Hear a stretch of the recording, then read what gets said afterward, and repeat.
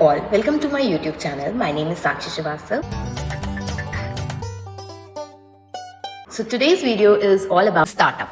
So let's see what is a startup. We often use the word startup casually, like if a business is a small business, we use a term startup for it. But for being called as a startup, there should be 5 criteria which you have to comply in order to get yourself registered as a startup. So let's see what are these criteria by directly going to the website of the same.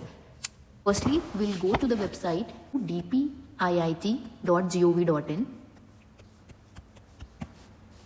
This is a department for promotion of industry and internal trade. We have many things here like policies, rules, regulations, the programs and schemes. For investors, we have many things, FDI, RTI, publications, online services. This is the full website. Now in this website, we have Startup India. This link will directly allow us to go to the startup website.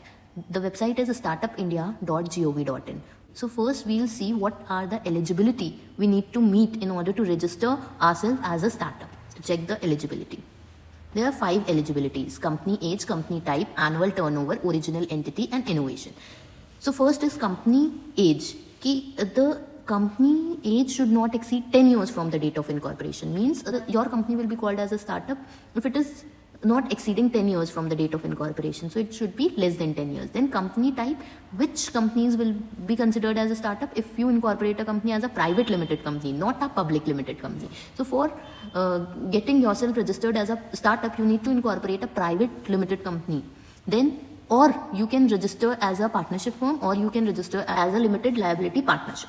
Then annual turnover should not exceed 100 crore from any of the financial years since its incorporation. Means the date from which it's incorporated, since then 100 crore should not be exceeded. Then the original entity. Original entity, you should not have been formed by splitting up or reconstructing. Sometimes like there is a demerger or merger, any of the entity gets split up. So that should not be there. You have to newly incorporate a private limited company or LLP or partnership firm.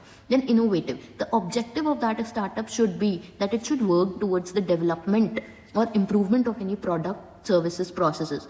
Or you can have a high potential for creation of wealth and employment. So if your objective is this, if you work towards the development, employment of product, services, or in your business model, there is a high potential for creation of wealth and employment, only then you can be eligible for getting yourself registered, your business registered as a startup. So for getting your business registered as a startup, you have to meet all the 5 criterias. Okay. Then next is get recognized. How you will be recognized? The eligibility criteria. Now what benefit you will get? You will get the tax. One of the benefit is tax exemption. Under 80 IAC, you will get the tax exemption.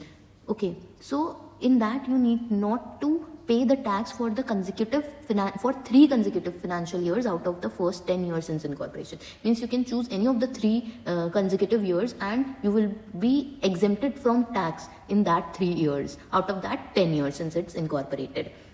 Okay. Then notifications. Here tell us about the notifications related to the startup. The regulation tells us about the regulations and notifications related to the startup. So all these things are there. Then valid certificate. So this is the section from where you can download your startup recognition certificate. Now there is one new thing which government has come up with, that is Bhaskar. This is Bharat Startup Knowledge Access Registry Bhaskar. It's a one-stop digital platform where all the startups and the investors are connected so that they can reach each other. So this is a platform for the connectivity. If you get the ID of the Bhaskar, you can connect with other other entrepreneurs as well as investors. So it becomes easy for the entrepreneurs and the investors to connect amongst themselves. This is so how it works, how you can register yourself in Bhaskar. You have to sign up. Then select the profile type, then add your details, generate Bhaskar ID, complete the public profile and publish, then start connecting. Then after that you can connect. Okay. There are some FAQs also for the easement of your things or clarifying your doubts. They say what features or functionalities will be available to startup founder.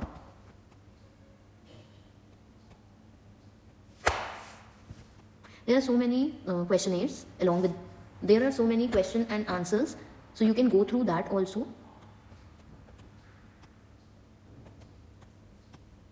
What data is shared with other stakeholders in the network? The details that are entered for the public profile field will be visible to the network. However, your contact details will not be visible publicly. So this is the thing.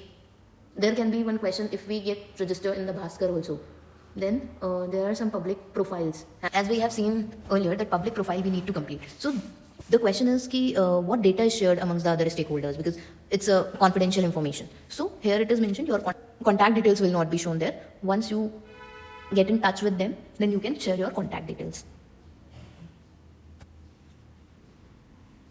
This is the Bhaskar login. Here you can log in. Here you can create your credentials, or you can simply log in by giving your startup credentials. You can also access your account using your Startup India credentials. You just put your email address, your password, and then you can log in and use this great initiative by the government and get connected with other investors and the other entrepreneurs. So that was all from my side in this video. So let's see, if you have any doubt, you can just comment. Thank you.